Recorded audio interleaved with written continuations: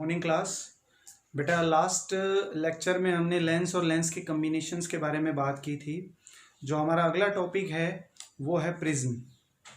और प्रिज्म बहुत important topic है, यहाँ से काफ़ी इंपॉर्टेंट क्वेश्चन आते हैं और प्रिज्म के कुछ न्यूमेरिकल्स TIR से भी रिलेटेड हैं। और यहाँ पर deviation angle, minimum angle of deviation, maximum angle of deviation, ये सब न्यूमेरिकल्स आएंगे और इनके डेरिवेशंस आएंगे। तो ज़रा देखो प्रिज्म होता क्या है। तो प्रिज्म के अंदर सबसे पहले हम बात करते हैं कि प्रिज्म दिखता कैसा है। प्रिज्म दरअसल होता क्या है और इसको बनाते कैसे हैं। तो प्रिज्म के अंदर प्रिज्म की डेफिनेशन अगर हम दें तो प्रिज्म होता है बेटा एक ट्रांसपेरेंट रिफ्रैक्टिंग मीडियम। क्या होता है प्रिज्म?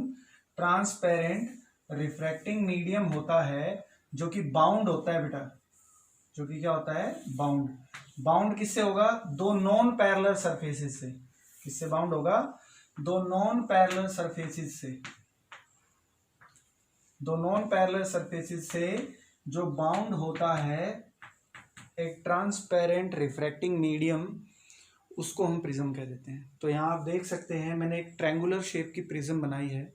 प्रिज्म किसी भी शेप की हो सकती है, triangular shape, right angle triangle हो सकती है, राइट एंगल आइसोसेलेस प्रिज्म हो सकती है, ठीक है। एक निकोल प्रिज्म भी होती है जो कैल्साइट से मिलकर बनी होती है। प्रिज्म ग्लास और कैल्साइट मटेरियल से बनी होती है। तो एक प्रिज्म मैंने ट्रायंगुलर शेप की एक प्रिज्म बनाई है जिसमें हमने प्रिज्म की डेफिनेशन अगर हम दें तो हम कहते हैं कि प्रिज्म दरअसल एक ट्रांसपेरेंट रिफ्रैक्टिंग मीडियम है which is bounded by two non parallel surface. तो आपको दिख रहे हैं दो ये सरफेसेस, ये दोनों नॉन पैरेलल हैं, ठीक है। और ये दोनों सरफेसेस नॉन पैरेलल होने की वजह से इसमें भी जो लाइट होगी वो इंसिडेंट से रेरर से कहाँ जाती है बेटा? डेंसर, और डेंसर से फिर कहाँ जाएगी? रेरर। तो दो बार रिफ्रैक्शन इसमें भी होगा और पीछे हम ग्लास स्लैब पढ़ के आए थे उसमें भी होता है। लेकिन दोनों में फर्क ये है कि ग्लास स्लैब के अंदर इंसिडेंट और इमर्जेंट रे दोनों क्या होती हैं? पैरेलल होती हैं। लेकिन एक प्रिज्म के अंदर इंसिडेंट रे और इमर्जेंट रे कभी भी पैरेलल नहीं होंगी, ठीक है। तो किसी न किसी एंगल से डेविएट करेंगी। तो वो कितने एंगल से डेविएट करेंगी तो वो हमें यहाँ फाइंड आउट करना है।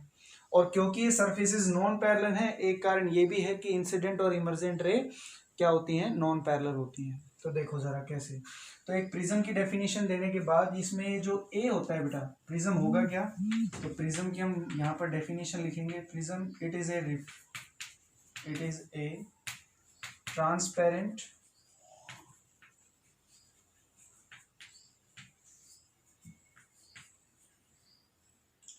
refracting medium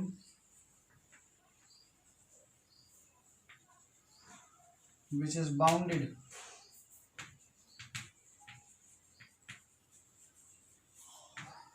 by two non-parallel surface।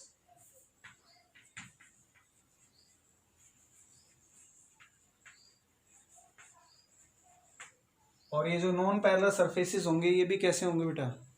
ये एक ट्रांसपेरेंट रिफ्रैक्टिंग मीडियम होता है which is bounded by two non parallel refracting surfaces. Two non parallel refracting surfaces. इस प्रिज्म में ये जो एंगल ए आपको दिख रहा है इसको हम एंगल ऑफ प्रिज्म कहते हैं, इसको ध्यान रखना। That is known as angle of prism. और ये जो AD आपको दिख रहा है that AD is known as edge of prism.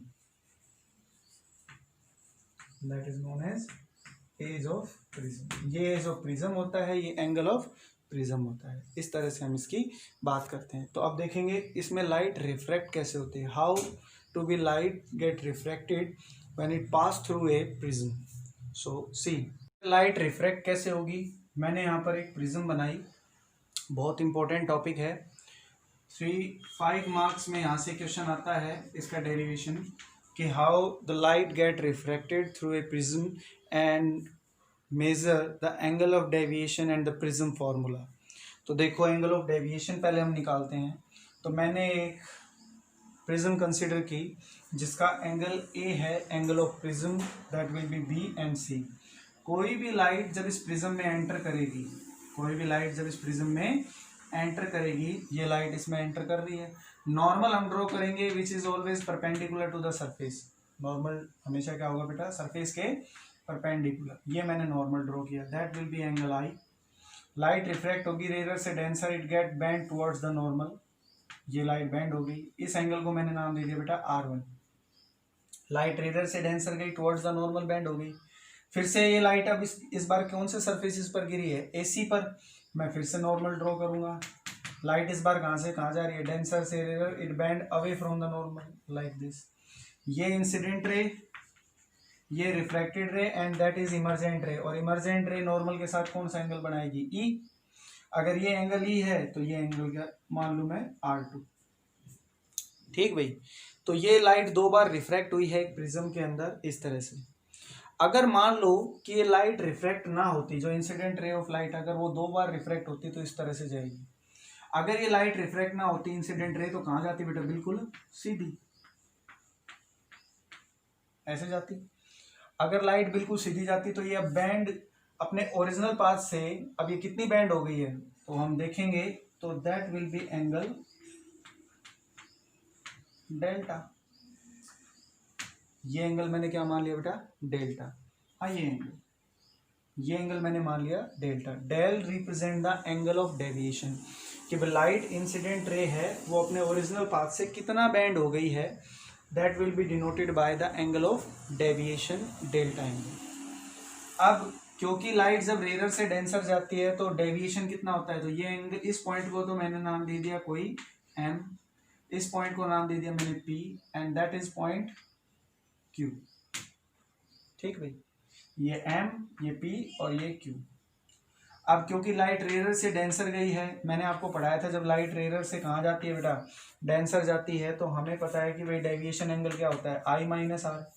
क्योंकि लाइट जब रेयर से डेंसर आती है तो I बड़ा होता है, R1 छोटा, तो लाइट कितनी डेविएट हो गई, तो ये एंगल कितना होगा, I माइनस R1, होगा या नहीं होगा। और अगर लाइट डेंसर से रेयर जा रही है तो R2 छोटा और E क्या होगा, बड़ा, तो ये डेविएशन एंगल कितना हो गया, ये एंगल कितना हो गया, E माइनस R2। तो हमारे पास एक ट्रायंगल बन गई है बेटा, ये देखो ये ट्रायंगल बन गई हमारे पास, एक ट्रायंगल फ्रॉम फिगर। तो आप लेट शेट इसमें लिख लेंगे, let us consider a ray of light is incident on a face A B of a prism, angle A is the angle of prism, it make angle of incidence I and get refracted by an angle R1. After the refraction from rarer to denser, it again refract from denser to rarer by the face AC, and E be the emergence angle, and if the ray of light is going to be straight, it deviates from its original path by an angle delta, that is angle of deviation. तो ये angle हमारे पास I ये R1, तो बचा हुआ angle कितना हो गया बेटा, I माइनस R1। यहाँ से R2 ये E, हमें पता है कि जब रेयर से डेंसर जाती है तो I बड़ा होता है, डेंसर से रेयर जाएगी तो E बड़ा होगा, तो ये एंगल कितना आ जाएगा बेटा, E माइनस R2। और फिगर को देखें तो यहाँ पर एक ट्रायंगल बन गई बेटा PMQ।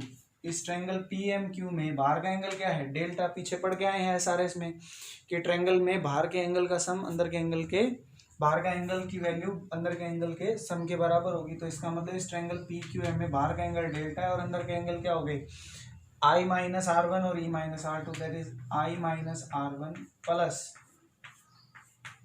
E minus R2। तो डेल यहाँ सॉल्व करूंगा तो क्या आएगा बेटा, I plus E minus R1 plus R2। These are the angle,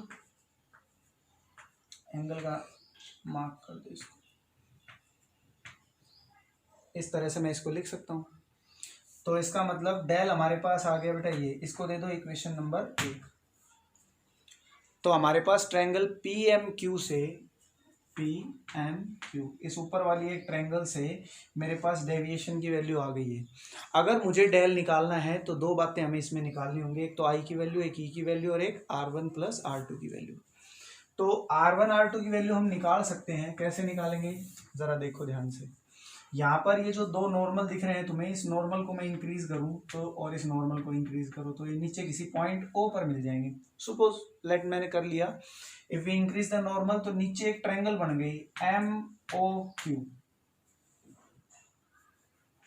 triangle MOQ का मैं यूज करूंगा नीचे। तो ये ट्रायंगल MOQ में तीनों कोणों का योग कितना होगा बेटा, 180। तो क्या हो गया, R1 plus R2 plus angle O is equal to 180 degree. So R1 plus R2 किसके बराबर हो गया, 180 माइनस एंगल ऑफ, आ गया, R1 R2 की वैल्यू आ गई। ये इक्वेशन नंबर 2 दे दो। तो पहले मैंने इस ट्रायंगल का यूज किया, फिर मैंने MOQ का यूज किया बाय इंक्रीजिंग द नॉर्मल। अब यहाँ एक क्वाड्रिलेटरल भी बन रहा है, तो क्वाड्रिलेटरल देखो ये रहा AMOQ दिख रहा है। तो इस AMOQ क्वाड्रिलेटरल के अंदर, क्वाड्रिलेटरल की एक प्रॉपर्टी होती है कि आमने सामने के एंगल का सम कितना होता है, 180 डिग्री। तो जो क्वाड्रिलेटरल हमारे पास AMOQ है, इस क्वाड्रिलेटरल में एंगल A और एंगल O जो कि आमने सामने हैं, इन दोनों का सम किसके बराबर होगा बेटा, 180 डिग्री। तो एंगल A किसके बराबर आ गया, 180 minus 2, that is equation number 3। तो अगर तुम 2 और 3 को अगर कंपेयर करोगे तो तुम्हारे पास R1 R2 की वैल्यू आ जाएगी, R1 प्लस R2 की। तो हम कंपेयर करें बेटा 2 और 3, 2 और 3 को कंपेयर करेंगे तो R1 प्लस R2 किसके बराबर आ गया, 1। R1 प्लस R2 किसके बराबर आ गया, 1। तो इसकी वैल्यू तो मिल गई मुझे, इसकी वैल्यू तो मिल गई। तो पुट इन, चलो बाद में पुट कर देते हैं, चलो पुट 4 in 5, 4 in 1 सॉरी। तो क्या आएगा, डेल बराबर I plus E minus A, del बराबर I plus E minus A. इसको मैं थोड़ा राउंड कर रहा हूँ बेटा इस इक्वेशन को, और उसको नाम दे रहा हूँ 5, इक्वेशन नंबर 5। ठीक है, राउंड मैंने इसलिए किया है क्योंकि न्यूमेरिकल में ये इक्वेशन यूज होती है। ठीक है, इसका हमें ध्यान रखना है, इसलिए मैंने इसको राउंड किया है कि भाई डेल की वैल्यू एक ये भी होती है, I प्लस E माइनस ए। हो गया। अब मेरा मेन मकसद है I और E निकालना। तो आई होप यहाँ तक सभी को समझ में आ गया होगा कि मैंने डेल की value I plus E minus A कैसे निकाली। अब मेरा मेन टारगेट है I और E की वैल्यू निकालना। तो देखो यहाँ पर रिफ्रैक्शन कितनी बार हुआ है, 2 बार। तो मैं स्नेल सला लगाऊंगा। तो हम स्नेल सला लगाएंगे तो क्या होगा बेटा, एक बार लाइट कहाँ से कहाँ गई है, रेरर से डेंसर, एक बार कहाँ गई है, डेंसर से रेरर। तो साइन आई, रेरर से डेंसर इंसिडेंस आई, रिफ्रैक्टिंग एंगल कितना है, R1। लाइट 1 μ2, 1 μ2 को मैं म्यू लिख दूँ, और एंगल क्या मान लो बेटा, स्मॉल, क्योंकि जो लाइट इंसिडेंट हुई है तो प्रिज्म छोटा है, प्रिज्म छोटा है, एपरेचर छोटा होने की वजह से एंगल को क्या ले लिया जाएगा, स्मॉल। तो जो साइन आई है that will be taken as I, and sine R1 is taken as R1। तो आई की वैल्यू किसके बराबर आ गई बेटा, μ/R1। सिमिलरली लाइट डेंसर से कहाँ गई है, रेरर, डेंसर में इंसिडेंस R2 और रिफ्रैक्टिंग E। तो साइन R2 अपॉन में ही लाइट कहाँ से कहाँ गई, 2 μ1, और पीछे पढ़ के आए हैं कि 2 μ1 1 μ2 के क्या होता है, रेसिप्रोकल, दैट इज 1 अपॉन में 1 μ2, and 1 μ2 can be written as mu. इसको एंगल स्मॉल होंगे तो R2 sign R2 approximately R2 के, और साइन ई है वो E के बराबर हो गया। तो यहाँ से R2 की E की वैल्यू निकालूंगा तो वो क्या आ जाएगा बेटा, μ/R2। तो मेरे पास I की वैल्यू भी आ गई है और E की वैल्यू भी आ गई है, दोनों आ गई। I तो आया μ/R1, E आया μ/R2, उसको उठाकर यहाँ रख दूँ तो दिस वैल्यू, सो डेल क्या आ गया, I/R1 μ/R1 μ/R2 माइनस ए। म्यू कॉमन हो गया तो बेटा R1 प्लस R2 माइनस है, और R1 प्लस R2, ये इक्वेशन भी आपको ध्यान रखनी है कि R1 R2 का सम किसके बराबर होता है, ये जिनको मैंने सर्कल किया है वो इक्वेशन इसलिए आपको याद होनी चाहिए क्योंकि न्यूमेरिकल में उनका यूज होगा बेटा। तो R1 प्लस R2, देखो मैंने जब ये E और I की वैल्यू मैंने इस इक्वेशन नंबर 5 में रखी तो मेरे पास ये फॉर्मेशन बन गया, दैट इज म्यू, और इसको जो लिख सकता हूँ A minus A, that will be del. तो डेल का आंसर क्या आ गया बेटा, यहाँ से क्या कॉमन आ रहा है, R1 प्लस R2 जहाँ A लिख दिया। अब इन दोनों से कॉमन क्या आ रहा है, A, तो A को कॉमन लेंगे तो ये फॉर्मूला क्या बन जाएगा, mu minus 1 into A. This is the required angle of deviation. ये क्या होगा बेटा, हमारा एंगल ऑफ डेविएशन। समझ में आई बात। तो यहाँ तक आपको पता होना चाहिए कि एंगल ऑफ डेविएशन कैसे फॉर्मेट हुआ है। ठीक है, ये आपका आज का काम है। कल हम इसमें बात करेंगे मिनिमम एंगल ऑफ डेविएशन और प्रिज्म फार्मूला की, और उससे रिलेटेड कुछ न्यूमेरिकल्स की। ठीक है बेटा।